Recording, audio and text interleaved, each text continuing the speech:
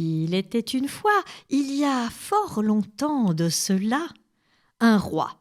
Ce roi habitait la ville de Corinthe. Et comme il était particulièrement autoritaire sur la ville de Corinthe en Grèce, un jeune prince du nom de Bellérophon commença à le haïr. Se mit à le haïr si fort qu'il le tua. Et d'ailleurs, Bellérophon, notre prince, fut chassé de cette ville de Corinthe. Où trouver refuge? Où être accueilli, même si l'on a tué quelqu'un qui était vraiment très désagréable, très cruel, très autoritaire? C'est à ce moment-là que Bellérophon eut une idée. Pourquoi ne pas aller chez Iobatès, le roi de Lycie? Comme il était aimable, il était réputé pour sa générosité et son goût pour la musique et les fêtes. Et Bellérophon prend le chemin de la cour de Iobatès.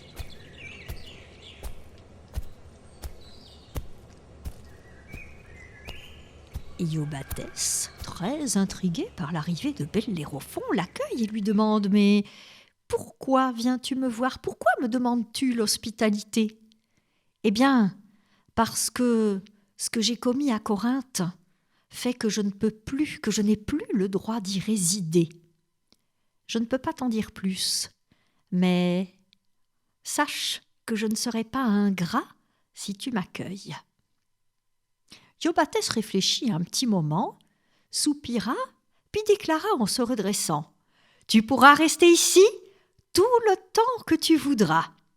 Et maintenant, place au festin, place aux danses, et demain, tu viendras me retrouver dans la salle du trône. » Et il y eut musique, danse, festivités. Il y eut aussi des plats plus succulents, plus savoureux les uns que les autres, et la fête dura fort tard dans la nuit.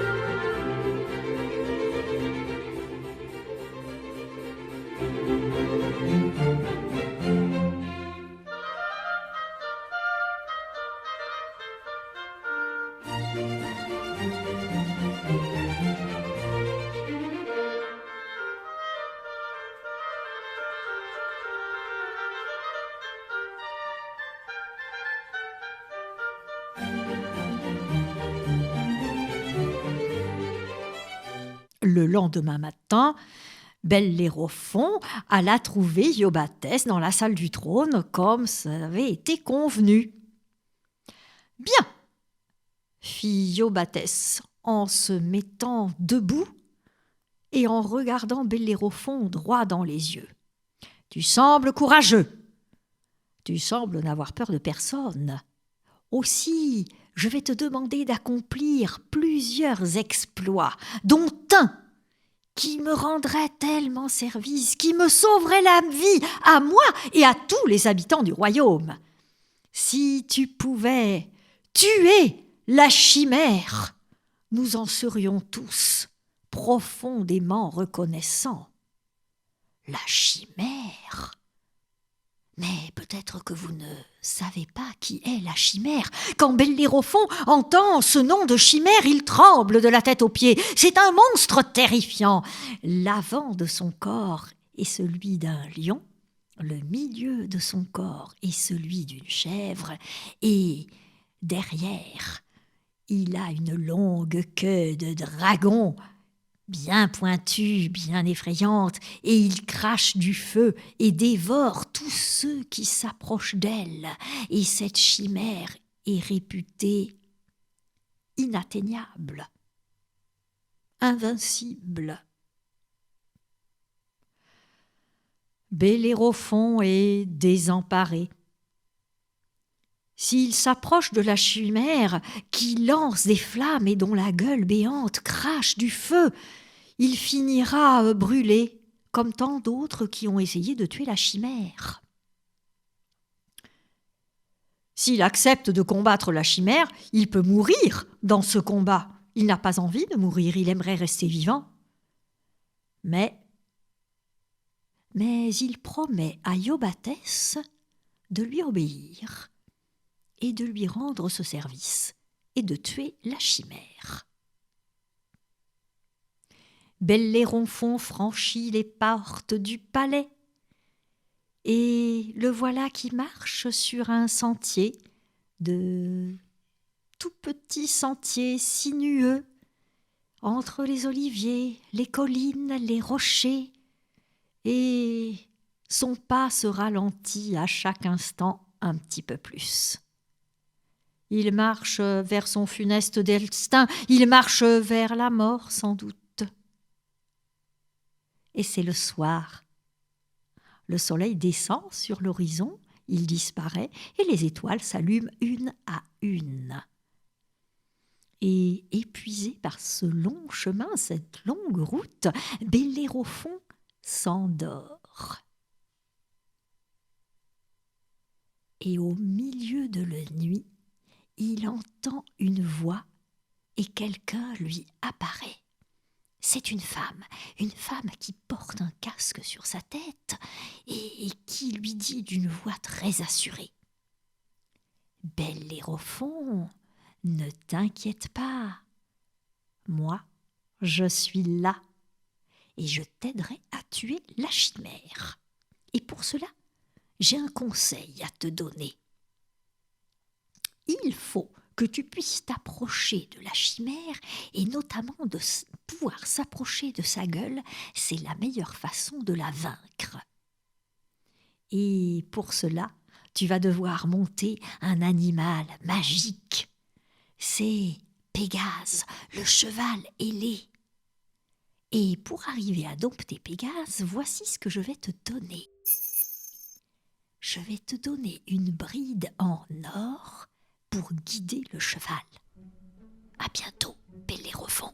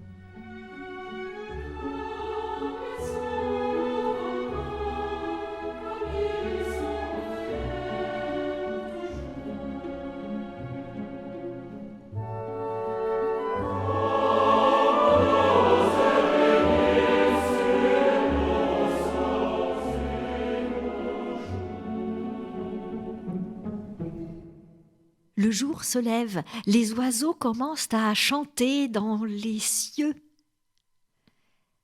Bellérophon ouvre les yeux, se frotte la tête. Mais qui est venu le voir en songe cette nuit? Ah, c'est vrai, on lui a conseillé de dompter Pégase. Rêve, réalité, Bellérophon ne sait pas quoi penser. Alors il regarde tout autour de lui et c'est avec surprise et excitation qu'il aperçoit la bride en or. Oui, exactement comme dans son rêve. La bride en or est là. Alors, il n'a peut-être pas rêvé. Il est soudain rempli de courage, de ténacité. Oui, il est résolu, il va parvenir à tuer la chimère. Et en portant précieusement la bride en or sur son épaule, il s'élance sur le chemin d'un pas décidé. Et le voilà qui gagne le massif des montagnes Hélicon. Et là, devant lui, quel n'est pas son émerveillement lorsqu'il aperçoit Pégase, ce cheval blanc, ailé, si élégant, si gracieux. Il a le cœur qui bat. Pégase, lui, boit tranquillement à la fontaine, à sa fontaine qui s'appelle Pyrène.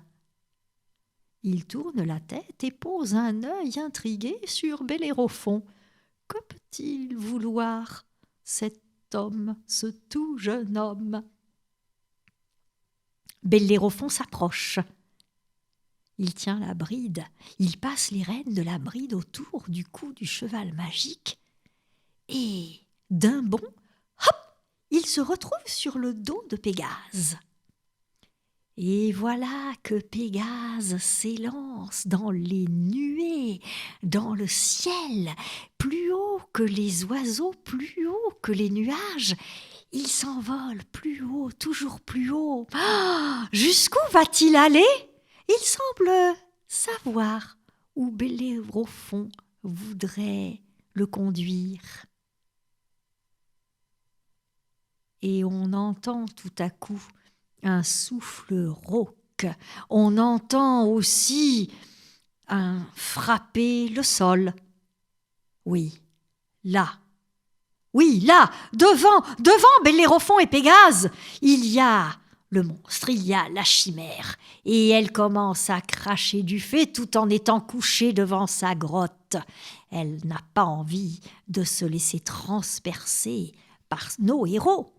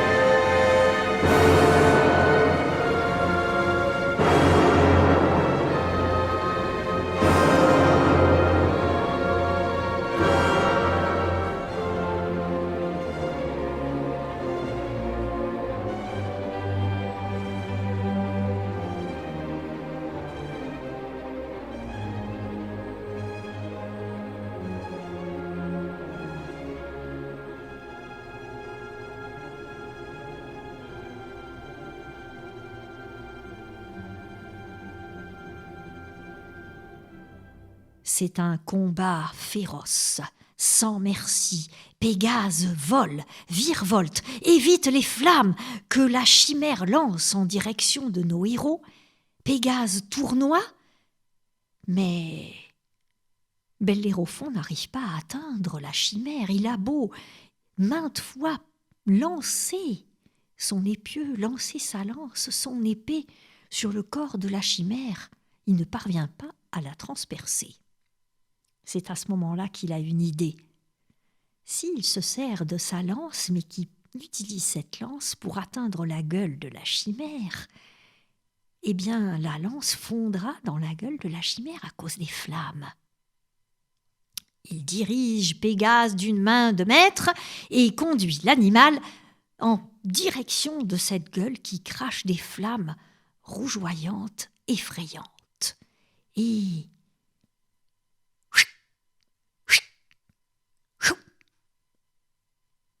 la lance atteint la gueule de la chimère, qui pousse un hurlement terrifiant.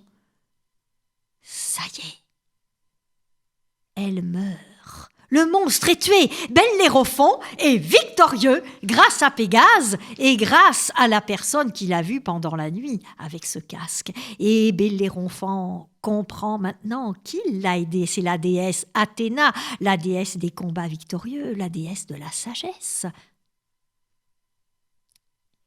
Bellérophon rentre au palais de Iobathès et Pégase n'est pas très loin de lui. « Ah, Bellérophon, te voilà de retour !» s'exclame Iobathès. « Si tu es de retour, c'est que tu es victorieux. Comme je suis soulagée de savoir que tu as tué la chimère. Et pour te récompenser, je vais te donner ma fille en mariage. C'est une très jolie jeune fille, et je crois d'ailleurs que pendant les festivités l'autre soir, elle te regardait avec les yeux brillants et le cœur battant. » À partir de ce jour-là, Bellérophon est particulièrement fier de sa victoire. Il n'arrête pas de raconter son exploit, il enjolive un petit peu son récit, il le gonfle de manière à montrer qu'il est tellement puissant, tellement invincible, qu'il n'a presque plus rien d'humain. Il se sent même l'égal des dieux qui habitent sur l'Olympe. Tiens, les dieux qui habitent sur l'Olympe, au fait, est-ce qu'ils existent vraiment ? Se demande Bellérophon. Ils ne sont peut-être pas aussi puissants qu'ils le disent, et peut-être même qu'ils n'existent pas du tout, que c'est simplement une montagne, l'Olympe, avec personne en haut, seulement des rochers, du vent, de la neige et du soleil. Ah, comme j'aimerais bien savoir si les dieux existent vraiment ou pas. Bellérophon, taraudé par la curiosité et par l'orgueil, se dit que, grâce à Pégase, le cheval ailé, il pourrait en avoir le cœur net. Alors, il saute sur le dos de Pégase, il l'enfourche, et le voilà qui s'élance en direction des monts magnifiques de l'Olympe. Pégase vole, toujours plus haut. Et Zeus, lui, depuis son palais au sommet de l'Olympe, aperçoit justement un étrange animal qui s'approche de lui. C'est un cheval, pas n'importe lequel, un cheval ailé. Il est même monté par un tout jeune cavalier. Ah, mais c'est Bellérophon. « Ah, comment se fait-il, s'exclame Zeus, furieux, rempli de colère, qu'un humain veuille s'approcher du palais de l'Olympe. Il n'a rien à faire ici. Les hommes doivent habiter sur la terre et les dieux doivent habiter sur l'Olympe. » Zeus, que la rage et la fureur mettent dans une colère épouvantable, finit par décider qu'il punira Bellérophon. Aussi, Zeus envoie un insecte sur le corps de Pégase, pas n'importe quel insecte, un temps coriace, un temps agressif qui pique Pégase en plusieurs endroits et le cheval, sous l'effet de la douleur, se cabre, rue, se débat et le temps toujours plus impatient, toujours plus agressif, se glisse sous la queue de Pégase et lui fait quelques piqûres plus douloureuses encore. Et là, Pégase décroche une ruade et Bellérophon tombe violemment à terre. C'est une chute longue, effrayante, depuis les nuées de l'Olympe jusqu'à la terre des humains. Bellérophon se blesse lorsqu'il atteint le sol, lourdement, douloureusement, péniblement.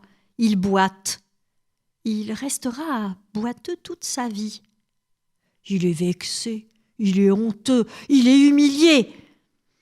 Il regrette aussi d'avoir été aussi prétentieux, d'avoir osé défier les dieux, d'avoir osé imaginer qu'il était largement aussi fort qu'eux, voire plus, et que même ces dieux n'existaient pas. Si, ils existent, ils sont là-haut, sur l'Olympe. Bellérophon reste seul, il n'ose plus approcher les autres hommes. Il préfère rester à l'écart et revit sans cesse l'exploit qu'il a accompli, tuer la chimère. Et Pégase, me direz-vous, qu'est-il devenu, ce cheval ailé, ce cheval magique? Zeus, qui admire le courage de ce cheval ailé, l'emmène sur l'Olympe et le garde pour lui. Puis, un jour, il décide de transformer cet animal aussi sublime, aussi merveilleux, en une constellation.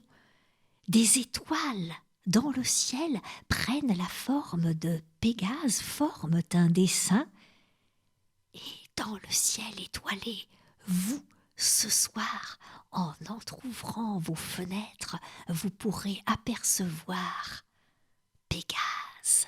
Il est dans le ciel, les étoiles scintillent. Mais faites bien attention. N'essayez pas de voler jusqu'au sommet de l'Olympe. Dormez bien. Volez sur Pégase cette nuit et vos rêves deviendront réalité émerveillée.